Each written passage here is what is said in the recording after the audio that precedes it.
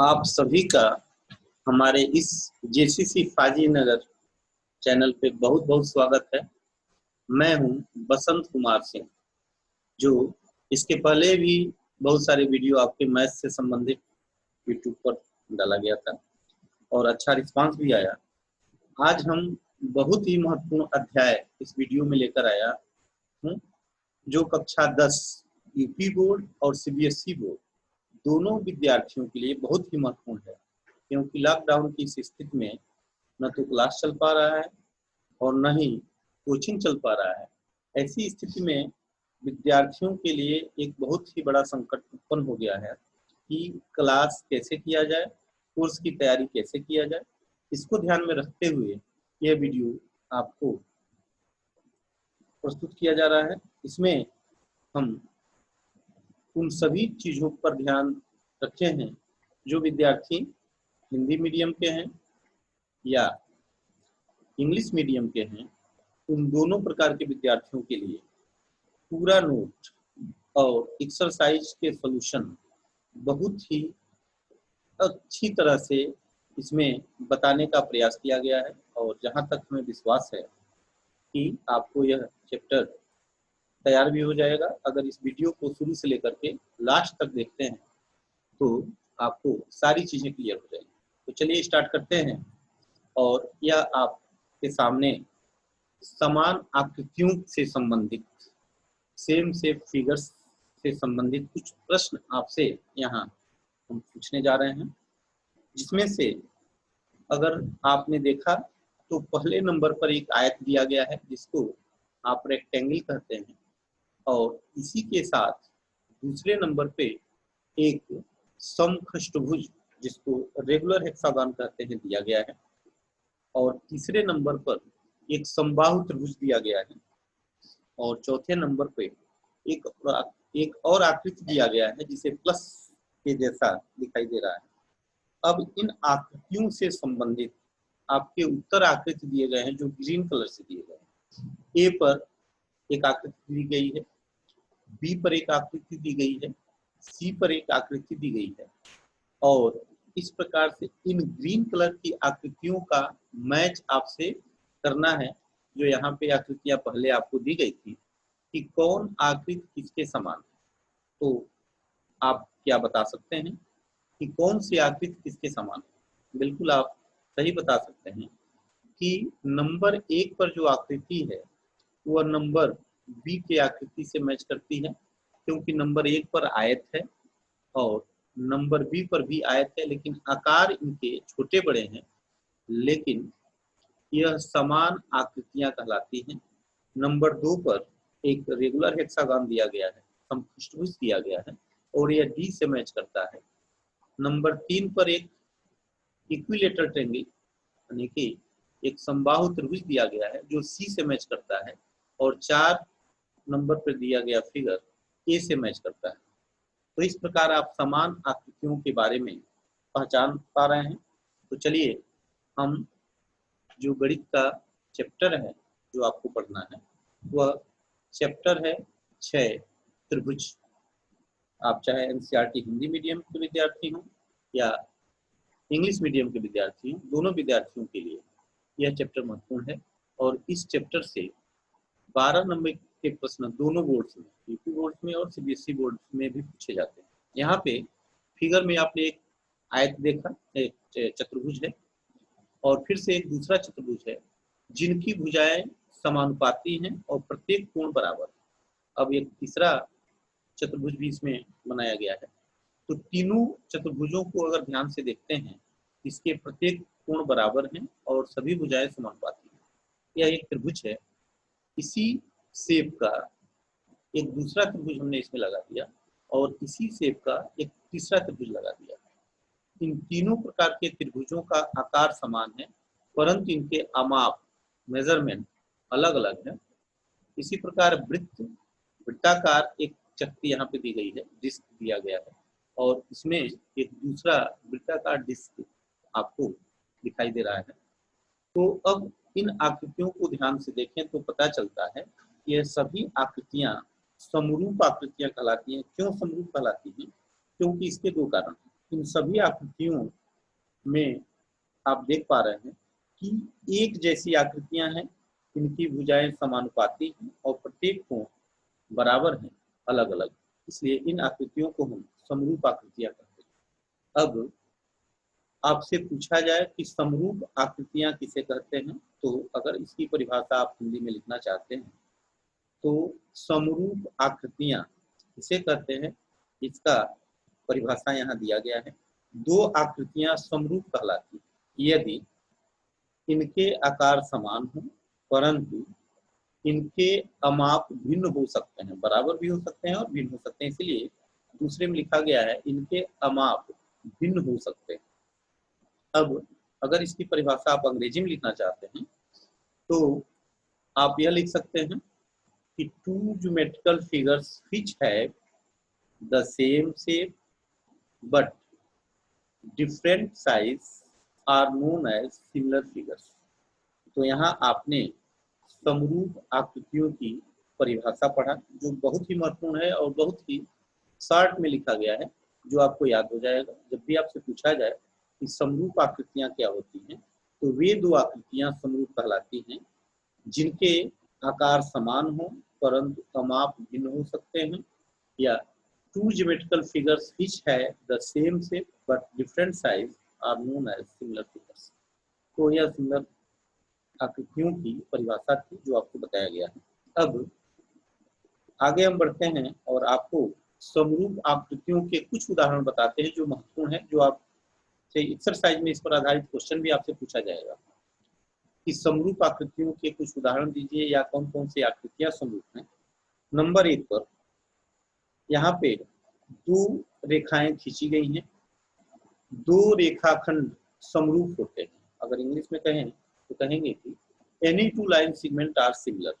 जैसे यहाँ एक रेखा ए बी खींची गई है और इसी के नीचे एक रेखा सी डी खींची गई है और इसमें आप देख रहे हैं कि ये दोनों रेखाएं समरूप हैं। तो पूछा जाए कि समरूप आकृतियों के एक उदाहरण दीजिए, तो आप लिख सकते हैं कि दो रेखाएं समरूप होती हैं, any two line segment are similar.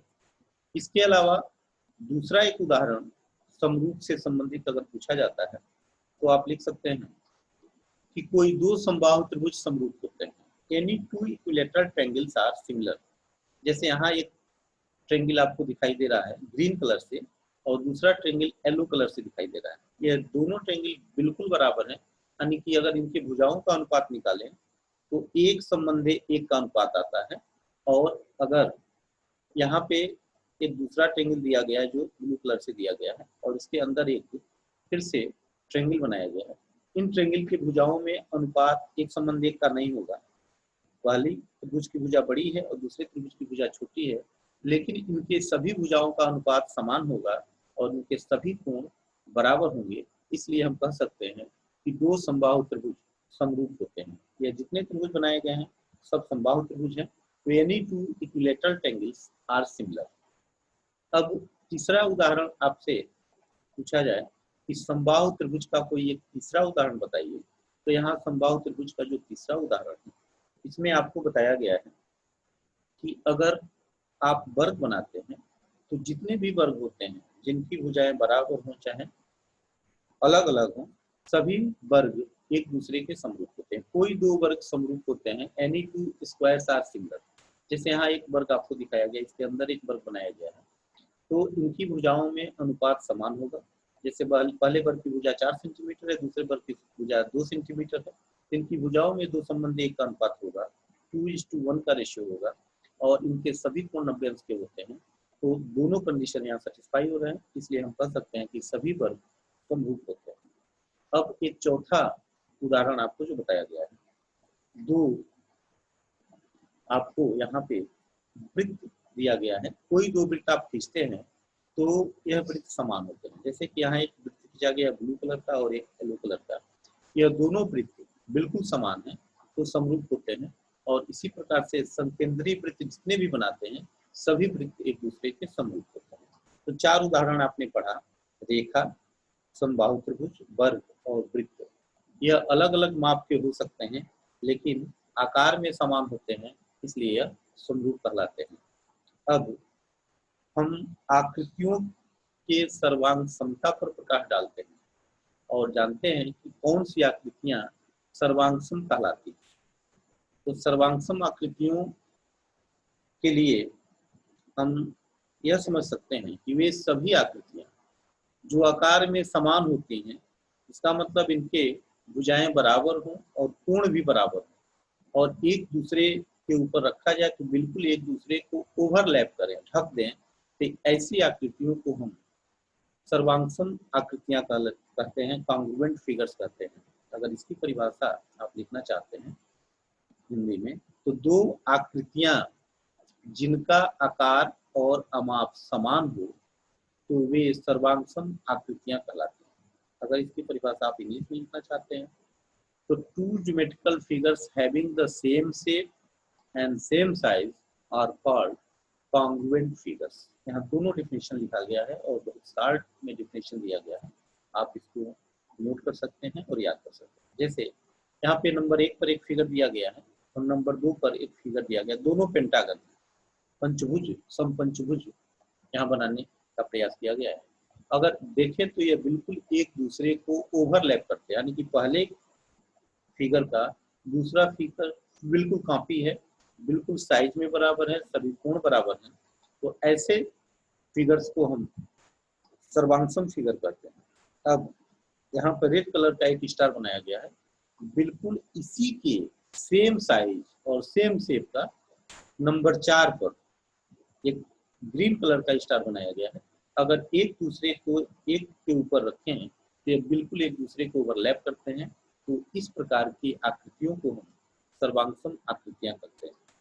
तो अभी आपने पढ़ा समरूप आकृतियां, जो देखने में एक जैसी शेप सेम हो लेकिन आकार छोटे बड़े हो सकते हैं, उनको हम समरूप कहते हैं। जबकि सर्वांगसम में सभी तरह से आकृतियां बराबर हों, उनमें न तो कोई छोटा हो और न कोई बड़ा हो।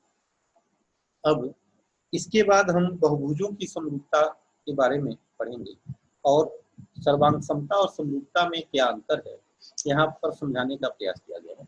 सर्वांगसम आकृतियां समरूप होती हैं, congruent figures are always similar. कोई भी समरूप आकृति है, सर्वांगसम आकृति है, तो सदैव समरूप होती है, जबकि इसका उल्टा सही नहीं। इसका मतलब यह है कि सभी सर्वांगसम आकृतियां समरूप तो होती हैं, लेकिन सभी समरूप आकृतियां सर्वांगसम नहीं होती है। Similar figures are not always congruent. तो यह दोनों परिभाषा आपको समझ में आ गया होगा। अब बहुभुजों की समरूपता पर प्रकाश डालते हैं कि दो बहुभुज समरूप कब होते हैं। बहुभुजों की समरूपता, सिमिलरिटी ऑफ पॉलीगॉन्स, तो पॉलीगॉन सिमिलर कब होते हैं, इसके लिए दो समान भुजाओं वाले बहुभुज समरूप होंगे यदि उनके संगत कोण बराबर होते हैं, उनकी भुजाएं समानुपाती होती हैं। ये दोनों कंडीशन है। इसके अलावा भुजाओं की संख्या समान हो, संगत कोण बराबर हो और इनकी भुजाएं समानुपाती हो, तो ऐसे आकृतियों को हम समरूप आकृति कहते हैं। अगर आप इसका डिफिनेशन इंग्लिश में लिखना चाहते हैं तो यहाँ दिया गया है, two polygons having the same number of sides are said to be similar. First, their corresponding angles are equal and length of their corresponding sides are proportional. तो यहाँ पे दोनों कंडीशन आपको दिखाया गया है कि साइड प्रोपोर्शनल हो, एंगल्स इक्वल हो और नंबर ऑफ साइड सेम हो। ऐसे फिगर्स को हम सिमिलर फिगर कहेंगे, सिमिलर पॉलीगॉन कहेंगे। तो यहाँ पे जब भी हम पॉलीगॉन बनाते हैं तो समरूप बहुभुज के भुजाओं के अनुपात बराबर होते हैं, समान होते हैं, और इस अनुपात को हम स्केल गुणांक या स्केल फैक्टर कहते हैं। इसे प्रतिनिधित्व भिन्न या रिप्रेजेंटेटिव फ्रैक्शन भी कहते हैं। जैसे दो वर्ग हैं, एक की भुजा 9 सेंटीमीटर की है और एक भुजा 6 सेंटीमीटर की है। इनका अगर अनुपात निकालते हैं तो 3/2 का अनुपात आता है। यह 3/2 स्केल गुणांक या स्केल फैक्टर कहलाएगा, या इसे 3:2 जो रेशियो आ रहा है, इसको रिप्रेजेंटेटिव फ्रैक्शन भी कहते हैं। तो पूछा जाए स्केल गुणांक किसे कहते हैं, तो स्केल गुणांक की यह परिभाषा है कि समरूप बहुभुज के भुजाओं के अनुपात को स्केल गुणांक कहते हैं, इसे प्रतिनिधित्व भिन्न भी कहते हैं। अब आपसे यह पूछा गया है कि स्केल फैक्टर क्या है। जैसे यहाँ पे दो खष्टभुज बनाए गए हैं, एक खष्टभुज बड़ा है और एक छोटा है। यह रेगुलर हेक्सागन है, इसमें एक आकार में बड़ा है, एक आकार में छोटा है। अगर इनकी भुजाओं का अनुपात निकालें और जो अनुपात आता है उसे हम स्केल गुणांक कहेंगे। तो यह दोनों फिगर एक दूसरे के समरूप हैं, क्योंकि बिल्कुल फिगर एक जैसे हैं, सबके कोण बराबर हैं, सभी कोण इसके बराबर हैं, भुजाएं समानुपाती हैं। इसके अलावा यहाँ पे एक स्टार बनाया गया है, इसी के सेम शेप में एक दूसरा स्टार बनाया गया है, लेकिन आकार में छोटा है। इनकी जो भुजाओं का अनुपात आएगा उसे हम इसका स्केल गुणांक कहेंगे। और यह दोनों फिगर शेप में समान है, प्रत्येक कोण बराबर है, इसलिए इसको हम समरूप बहुभुज, यानी कि दोनों जो बहुभुज है समरूप बहुभुज की संज्ञा दे सकते हैं। इसके अलावा हम अब जो आपके एनसीईआरटी का एक्सरसाइज, जिसमें आपको एक्सरसाइज के बारे में, क्वेश्चन के बारे में आपको बताया गया है, यह क्वेश्चन आपको दिखाते हैं। और क्वेश्चन आपको दोनों मीडियम, इंग्लिश मीडियम के विद्यार्थी हैं या हिंदी मीडियम के विद्यार्थी हैं, दोनों के लिए यहाँ पे एनसीईआरटी एक्सरसाइज 6.1 आपको दिखाया गया है। पहले आप देखते हैं यहाँ पे हिंदी में जो प्रश्न पूछे गए हैं, कोष्टक में दिए गए शब्दों में से सही शब्दों का प्रयोग करते हुए रिक्त स्थान को भरिए। जिसमें आपको पहला क्वेश्चन दिया गया है, सभी वृत्त खाली जगह है होते हैं। तो सभी वृत्त क्या होते हैं, सर्वांगसम होते हैं कि समरूप होते हैं? इनमें से जो ऑप्शन सही होगा आप भरेंगे। यहाँ पे अभी हम इसका जवाब भी बताएंगे, आप चैनल पे बने रहिए। दूसरा प्रश्न इसका है, सभी वर्ग यहाँ खाली जगह है और होते हैं सर्वांगसम या समरूप। इसके अलावा यहाँ पे तीसरा प्रश्न है, सभी त्रिभुज समरूप होते हैं। समद्विबाहु त्रिभुज की समबाहु त्रिभुज ये आपको बताना है। और चौथा इसका क्वेश्चन दिया गया है जिसके दो पार्ट हैं, भुजाओं की संख्या समान वाले बहुभुज समरूप होते हैं यदि इनके संगत कोण खाली जगह है हो तथा इनकी संगत भुजाएं खाली जगह है और वो लिखा गया है। इसमें बराबर और समानुपाती दो चीजें दी गई हैं, कौन कहाँ भरना है ये आपको बताना है। अब इसी प्रश्नों को आप अगर अंग्रेजी मीडियम में पढ़ते हैं तो देखेंगे लिखा होगा, fill in the blanks using the correct word given in the brackets. तो आपको पहला प्रश्न जो यहाँ दिखेगा, ऑल सर्किल्स खाली जगह है, कॉन्ग्रुएंट और सिमिलर। इसी तरह से दूसरा प्रश्न आपके सामने आया है, ऑल स्क्वायर्स आर सिमिलर और कॉन्ग्रुएंट, दोनों में से कोई एक भरना है। ऑल डैश डैश डैश है और ट्रायंगल्स आर सिमिलर आर, इसमें भरना आइसोसेलेस आर इक्विलैटरल, आपको यह जवाब देना है।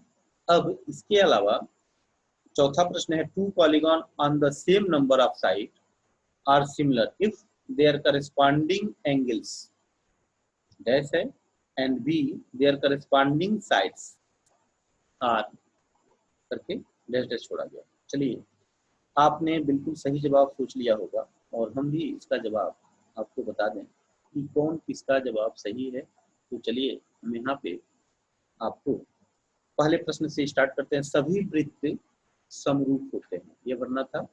सभी वर्ग समरूप होते हैं, ये ऑप्शन भरना था।